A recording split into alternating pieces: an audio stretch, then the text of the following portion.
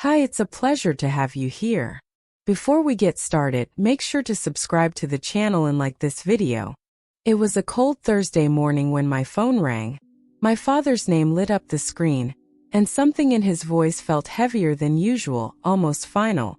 "The cabin is yours now," he said, not even offering a preamble, as if he'd been carrying the weight of that sentence for years. I sat in stunned silence, remembering the wooden house tucked near the pine-lined shore of Lake George, a place that had once echoed with summer laughter but had fallen silent over time. He hadn't been there in years, claiming his knees couldn't handle the hike, but now I could hear a strange mix of relief and melancholy behind the words. "Do whatever you want with it," he added and then hung up. Just like that, I owned the last secret piece of my childhood. Not long after the cabin became mine, my father started calling more often, always with a worried tone, always asking if I'd been up there recently. He'd read in the local news about 2 attempted break-ins, one just a mile from our property, the other on the same road. "They're targeting empty cabins," he said, voice tight, like he already regretted giving me the place. He couldn't stop imagining someone kicking down the old door, rummaging through drawers, destroying what little piece remained there. I assured him I was safe, but even I started to feel uneasy. A week later, over coffee, he brought it up again, this time with a plan already in motion. "I bought a security camera," he said, sliding a small box across the table, sleek and black, with a discreet lens barely visible. I raised an eyebrow, reminding him the cabin was mine now, but he waved a hand dismissively. "Just one camera in the living room for peace of mind," he insisted, and there was something so urgent in his face that I couldn't say no. It wasn't control, it was fear, and I didn't yet understand why. That Saturday we drove up together, the way we used to when I was little, only now I was in the driver's seat. We brought tools, groceries, and the small camera, still wrapped in plastic, humming with silent tension. Between old jokes and the scent of pine, we carefully drilled a hole above the fireplace mantel, perfectly angled toward the center of the room. We tested the feed on his phone, laughing when it caught me mid-bite into a sandwich. It was our secret now, just me and my dad watching over something fragile and fading. When we got back to the city, life swept me up in its usual rhythm. Emails, meetings, late dinners, grocery runs.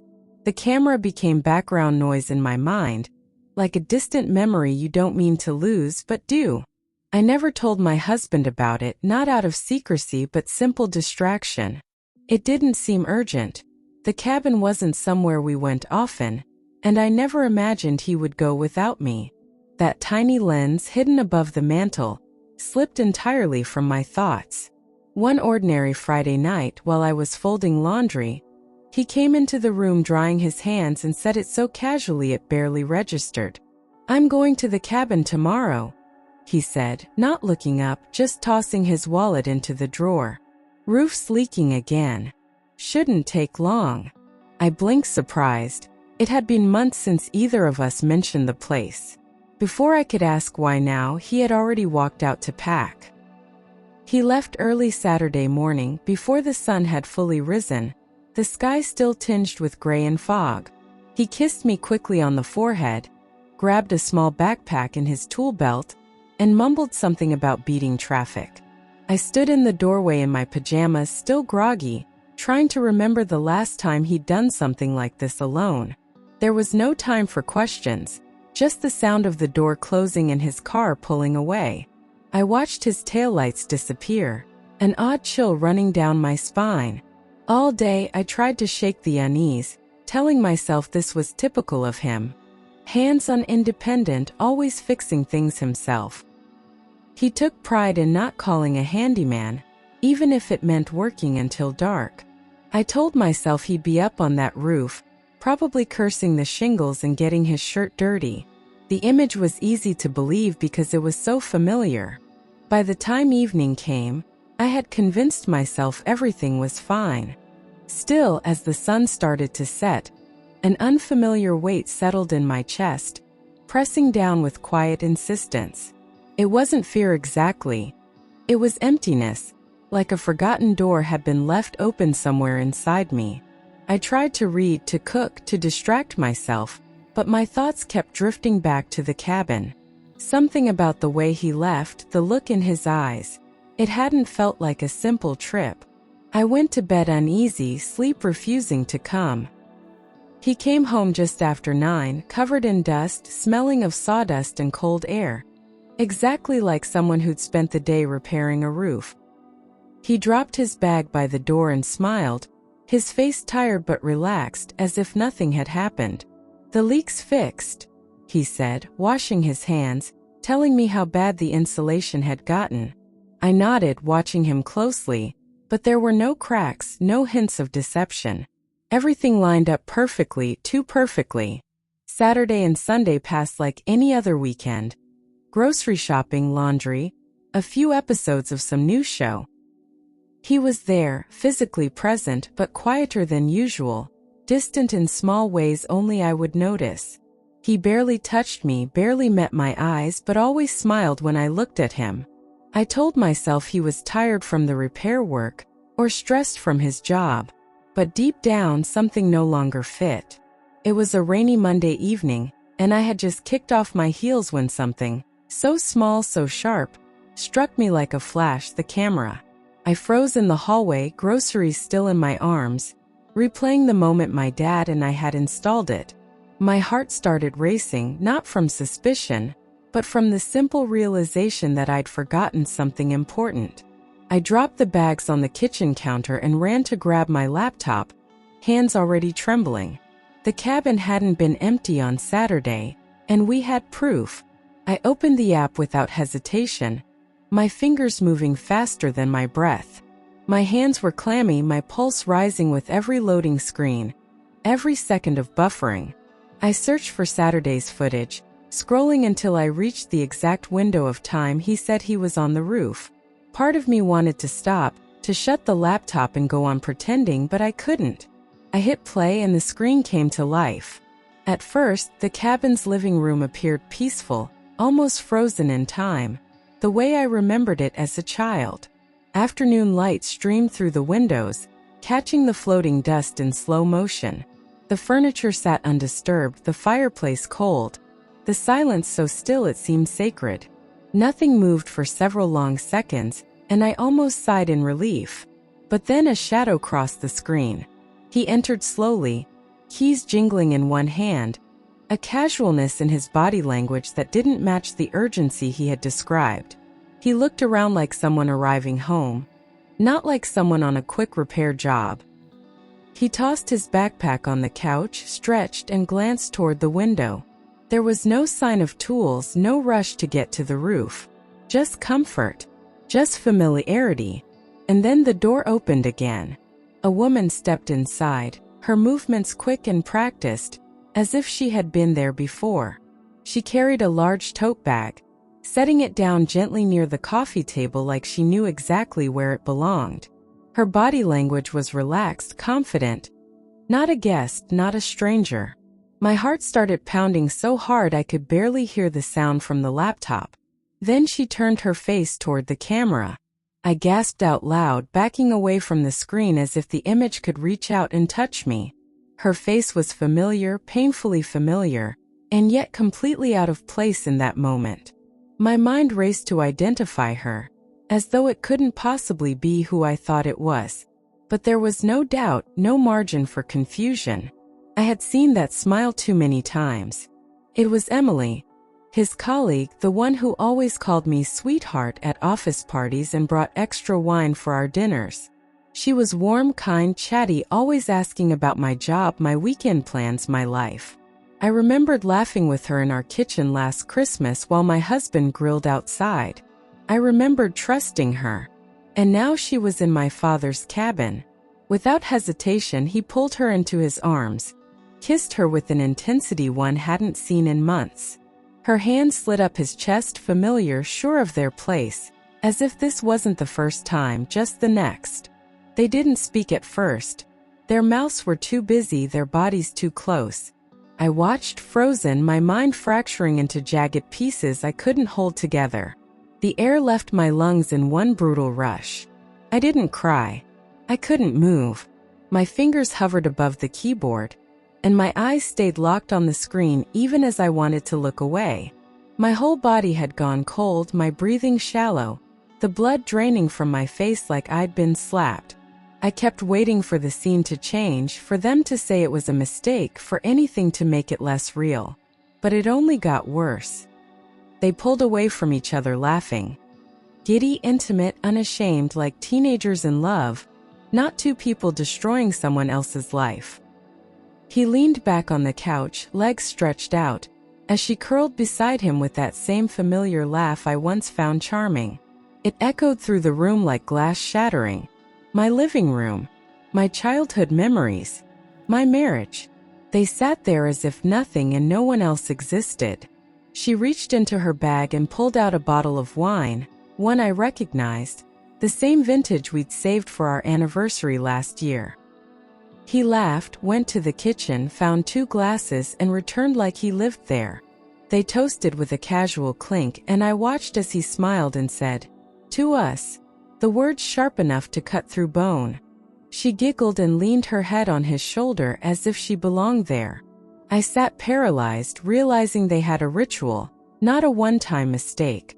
As the wine disappeared from their glasses, the tension between them dissolved completely, leaving only comfort and arrogance. That's when he said it, those 3 words that shattered any hope I had left. "She has no idea," he laughed, pointing vaguely upward as if mocking my absence. Emily just smiled and shook her head, proud to be the secret. I gripped the edge of the table so hard my fingers ached. They didn't rush. They moved slowly, savoring each step as if the house were theirs, as if no one would ever find out. He picked up her bag, kissed her hand, and led her up the stairs, just like he used to do with me when we first came here. I couldn't believe how familiar it all looked, how practiced. They paused halfway up to kiss again, laughter echoing softly through the mic. And then they disappeared into the guest bedroom, shutting the door behind them.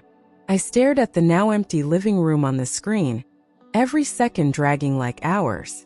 Nothing moved, but everything inside me did. I could feel my heart pounding in my ears, my stomach turning in violent waves. I closed the laptop, but it was too late. The images were burned into my mind.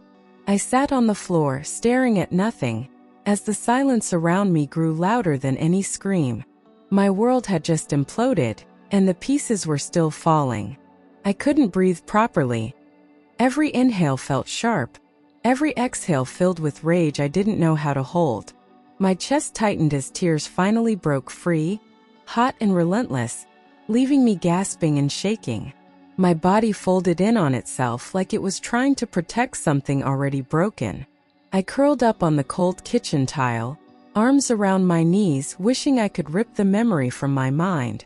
But it stayed sharp, alive, impossible to escape. Faces from the past started flooding my thoughts. Every smile Emily ever gave me now felt like a knife disguised as sugar. I remembered her offering to help with dishes, hugging me goodbye at parties, complimenting my dress at dinner. Every kind word was now soaked in poison, part of a performance she played to perfection. I had let her into my life, into my home, into my trust, and she had stolen all of it behind my back. It wasn't just him, it was her too. That made it worse. If it had been some stranger, I could have hated and moved on. But it was someone I'd laughed with, trusted, and welcomed. They'd both betrayed me, side by side, and I didn't know which one hurt more. His lies or her smile as she delivered the knife to my back. Sleep never came. I lay in bed staring at the ceiling, the laptop closed on the nightstand like a ticking bomb.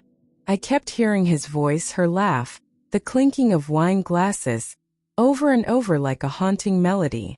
Every time I closed my eyes, the images returned. His hand on her waist, their walk up the stairs. By morning, I hadn't slept a single minute, and I was no longer the same person. When he walked in that evening, carrying takeout and asking how my day had been, I looked at him and said, "We need to talk." My voice came out cold, steady, stripped of all softness. He blinked, caught off guard, and set the bag down slowly, sensing the shift. There was a silence that stretched too long, filled with things he couldn't take back. And I was done pretending. He furrowed his brow like a confused actor auditioning for a role he didn't prepare for. "What's wrong?" he asked, trying to sound concerned, but his voice cracked just enough to betray him. He wasn't good at hiding guilt. He never had been. I didn't answer. I didn't need to. I walked to the living room, grabbed my laptop, and sat down at the table. I opened the laptop without a word, letting the footage load while he stood there, silent, watching me like a man waiting for a sentence. The screen lit up and I hit play. No commentary, no build-up, just the raw, unfiltered truth. He watched himself walk into the cabin, saw her follow, saw the kiss. I kept my eyes on him, not the screen, waiting for the moment it broke him. And when it came, it was quiet. His shoulders sank and he stopped pretending. Color drained from his face so fast it was like someone pulled a plug. His mouth opened slightly, no words, just a stunned breath that wouldn't come out. He looked at me like a stranger caught in the act. Ashamed, small, defeated. For the first time in years, he had nothing to say, and the silence between us screamed louder than anything either of us could have said. He knew there was no way back from this. Still he tried. "It's not what you think," he stammered, his voice desperate, almost childlike. I laughed, bitter and sharp, because that phrase was an insult after everything I'd seen. "Then tell me what I saw," I said, my voice flat, controlled, already disconnected. He opened his mouth again but stopped, realizing the absurdity of the lie before it left his tongue. And in that moment I saw fear replace guilt. He sat down slowly, as if the weight of it all had finally caught up to him, and he lowered his head into his hands. "It wasn't supposed to happen," he mumbled, not looking at me, like he couldn't face the wreckage he'd caused. "It started months ago. It just got out of control." The words came out broken, half-whispered, each one stabbing deeper. I didn't flinch. I wanted to hear the whole ugly truth. He looked up, his eyes glassy, pleading, and began repeating the word sorry like it was a shield. "I didn't mean to hurt you. I made a mistake. I was weak." Every excuse was soaked in regret, but none of it could reverse what he'd done. He begged for understanding, for another chance, for time to explain. But all I heard was noise, empty, desperate, and far too late. He stood up, came closer, tried to touch my arm, but I pulled away like his skin burned. "Please," he said, "please don't walk away from us." His voice cracked, but I didn't feel pity, only clarity. I had given everything to this man, and he had thrown it away like it meant nothing. There was nothing left to save. He just didn't know it yet. I looked him straight in the eyes, my voice calm, my hand steady. "This is unforgivable," I said, each syllable deliberate, heavy with finality. I wasn't yelling, I didn't need to. The truth was louder than any scream, and it sat between us like a wall. For the first time in a long time I felt powerful. I stood up and he didn't follow. That night I told him I wanted a divorce. No room for negotiation. No room for tears to change the outcome. He stood in the hallway, silent, stunned, watching everything collapse around him. I packed a small bag, just enough for a few nights, and told him not to call me. I needed space, and more than that, I needed to find myself again. I left with my car keys in hand. No dramatic exit, no slamming doors, just silence and the cold night air. The streets were empty as I drove to the only place that still felt safe, my father's house. The drive was long and I didn't cry because there were no tears left, only a hollow ache where love used to be. My phone buzzed twice, then stopped. I didn't look. When he opened the door, he didn't ask why I was there. He just stepped aside and let me in. I walked into the warmth of the house and felt my knees buckle, but he caught me before I hit the floor. He said nothing, just held me strong and steady like he used to when I was a child. And in that embrace, I finally let myself fall apart. I was safe but shattered. The days blurred together as I stayed in my old bedroom, curtains closed, phone off, barely eating. Nights were worse.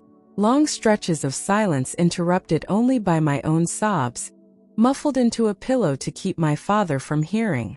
I cried for the life I lost, for the trust broken, for the version of me that no longer existed. I couldn't imagine moving forward. It felt like my future had been erased. Every morning I woke up hoping it was all a nightmare. But slowly something shifted.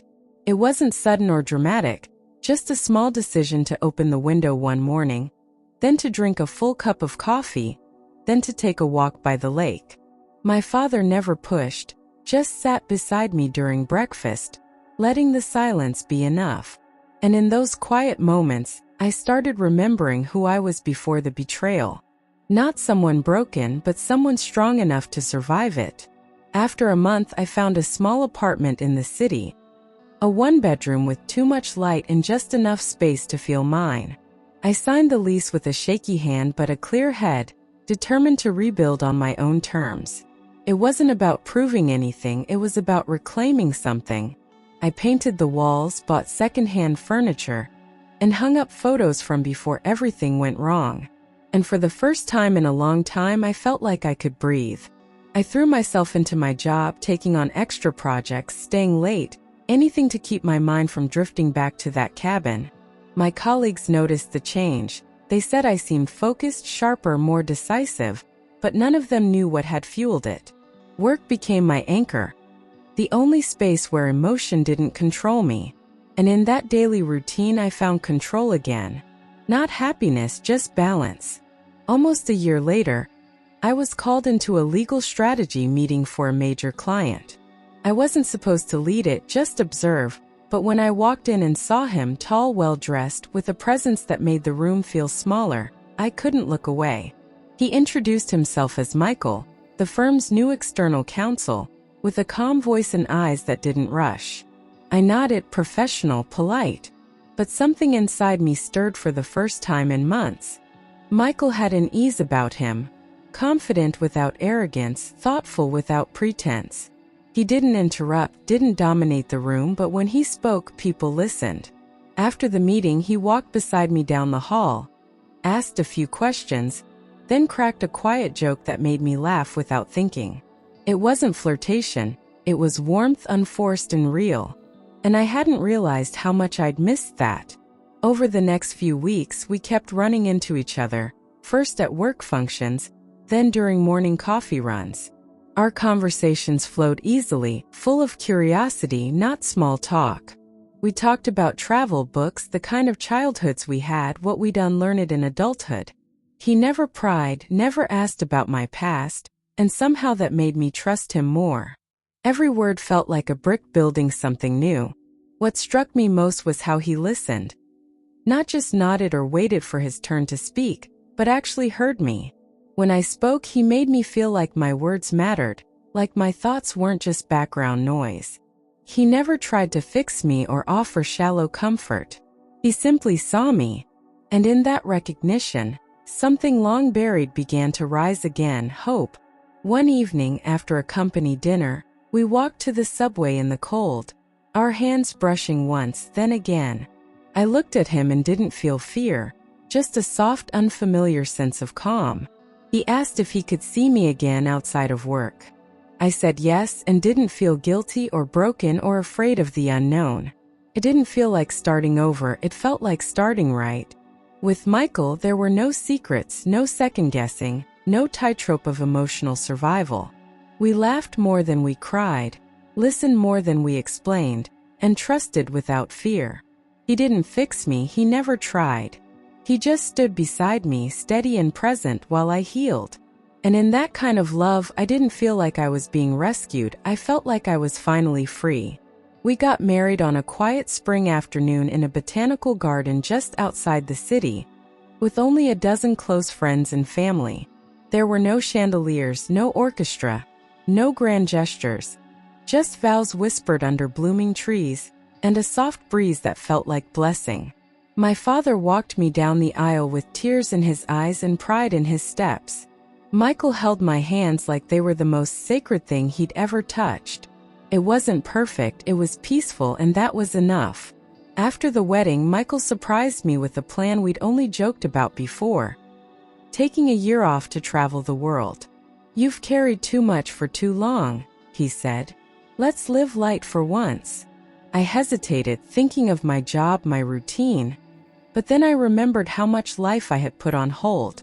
So I gave my notice, packed a suitcase, and followed him into the unknown. It felt terrifying and exactly right.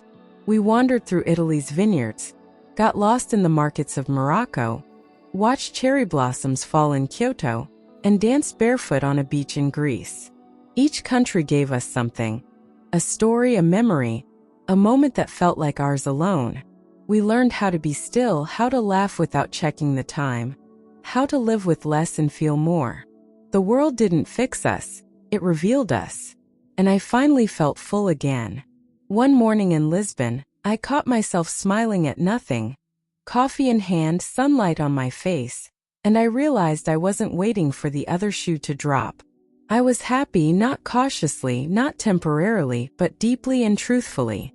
The weight I'd carried for so long had melted, replaced by something I hadn't felt in years: freedom. I wasn't haunted anymore. I was simply alive. Back home, things had unraveled quickly for my ex.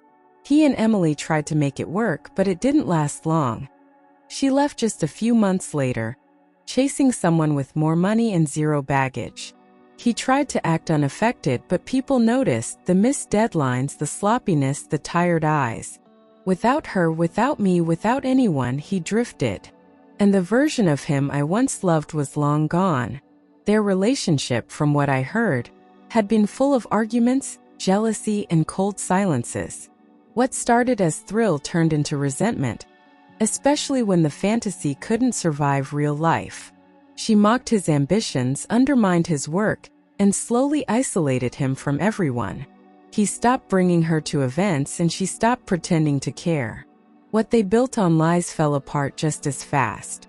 Then one day she vanished, moved to London with a wealthy investor, deleted her accounts, cut off all contact. No goodbye, no closure, just silence. The same silence I had once been left with. And in a twist I never wished for, he finally got to feel what betrayal really meant. Not revenge, just balance. He started calling old friends, reaching out to people he once pushed away. But no one wanted to be his savior. His charm was gone, his excuses worn thin, and loneliness became his only routine. I heard he stayed late at the office just to avoid going home. And the man who once had 2 women became a man with no one at all. Eventually, his work caught up with him: missed deadlines, poor performance, erratic behavior. He was let go quietly, the kind of dismissal no one talks about but everyone understands. He tried freelancing, but his name no longer opened doors. Reputation matters. And his had burned alongside everything else. He built nothing real, so nothing real stayed. He sent me emails, long, rambling, full of apologies and memories, begging for forgiveness or just a response. Sometimes at 2 a.m., sometimes on dates that used to mean something. I read one, maybe 2, but never replied.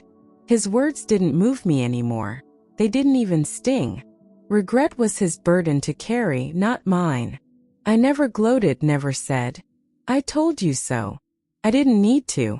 My life had bloomed quietly, richly, without his name attached to it. I had love, peace, freedom, and he had echoes of what he lost. My victory wasn't loud, it was lived. And the silence of my happiness was the loudest answer he would ever get. Sometimes I still think about the cabin. It's empty now, quiet, untouched, frozen in time like a sealed memory box I no longer need to open. My father offered to sell it, but I said no. Not because I wanted to keep it, but because I wanted it to stay exactly as it is. A monument to what I survived. Let it stand quietly while I live far from it. I never needed revenge. What I needed was distance, clarity, a life that belonged entirely to me. And I found it. In love that didn't demand silence. In mornings that didn't begin with suspicion. In the simple joy of being trusted. Michael never asked about my past unless I brought it up. When I told him eventually, he just listened, no pity, no judgment, no attempts to frame it as fate or blessing. He held my hand and said, "I'm so glad you found your way here." And I believed him, because for once I didn't have to carry it alone. My father eventually stopped asking how I was doing. He could see it in my eyes. The sadness had lifted. The edge had softened. I laughed again without effort. We sat on his porch one evening watching the sky turn red, and he simply said, "You came back stronger." I squeezed his hand. I had. There are days I wake up startled, heart racing, still half dreaming of betrayal, of broken trust, of wine glasses clinking in a place that used to be mine. But I've learned how to come back to the present, to the smell of fresh coffee, to Michael's warm shoulder beside me, to a life where I'm not afraid of the truth. I don't hate them anymore. Not him. Not her. Hate is heavy, and I've learned to live light. They made their choices and I made mine. And mine led me here, to peace, to purpose, to a future that no longer flinches when it hears footsteps behind it. Some people spend years waiting for closure, hoping for an apology, for justice, for the past to somehow explain itself. But I didn't need any of that in the end. I only needed to walk forward without looking back. And that was enough. That was everything. So now when people ask me how I got through it, I just smile and say, one choice at a time. One breath, one truth, one boundary, one day. And eventually those choices stopped being about healing and started being about living.